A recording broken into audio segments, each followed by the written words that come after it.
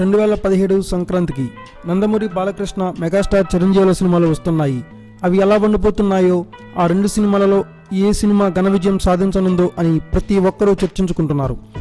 అందులోనూ ఈ రెండు చిత్రాలు ఒకటి బాలయ్య 100వ సినిమా కాగా చిరు 150వ సినిమా కావడంతో ఈ అంచనాలు తారాస్థాయికి చేరాయి. అందువల్ల ఈ రెండు సినిమాలకి సంబంధించిన ఏ చిన్న విషయం బయటికి వచ్చినా కూడా అభిమానులు సంబరాలు జరుపుకుంటున్నారు. గౌతమిపుత్ర శాతకర్ణి ట్రైలర్ విడుదల అయినప్పటి నుండి ఎవరో ఒకరు ఆ సినిమాపై పొగడ్తలు కురిపిస్తూనే ఉన్నారు. గౌతమిపుత్ర శాతకర్ణి ట్రైలర్ చూసి నందమూరి అబ్బాయిలు జూనియర్ ఎన్టీఆర్, కళ్యాణ్ రామ్లు ట్వీట్ చేసిన సంగతి తెలిసిందే.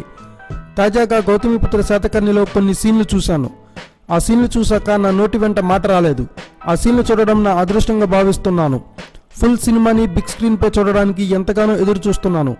ఈ సినిమా బంపర్ హిట్ అవ్వడం ఖాయమని చెప్తున్నారు నారా వారి వారసుడు, బాలయ్యకి వరుసకు అల్లుడయ్యే నారా రోహిత్. ఇప్పుడు ఈ లిస్టులోకి రామ్ గోపాల్ వర్మ కూడా చేరిపోయాడు.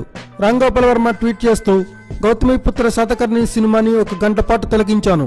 నేను చూసిన గంట సినిమాలో గ్రాఫిక్స్ సన్నివేశాలు లేకపోయినా ఆ గంట సినిమాలోనే ఈ సినిమా చిరంజీవి కత్తి కంటే 1500 రెట్లు పదునైందిలాగా కనిపించింది. చూడవలసింది అసలైనది ఇంకా మిగిలే ఉంది. అందుకే ఇప్పటికే మౌనంగానే ఉంటున్నాను. ఈ రెండు సినిమాలు విడుదలయ్యాకే సినిమాలే మాట్లాడతాయి అన్నాడు Varma. Thanks for watching. Please subscribe our channel.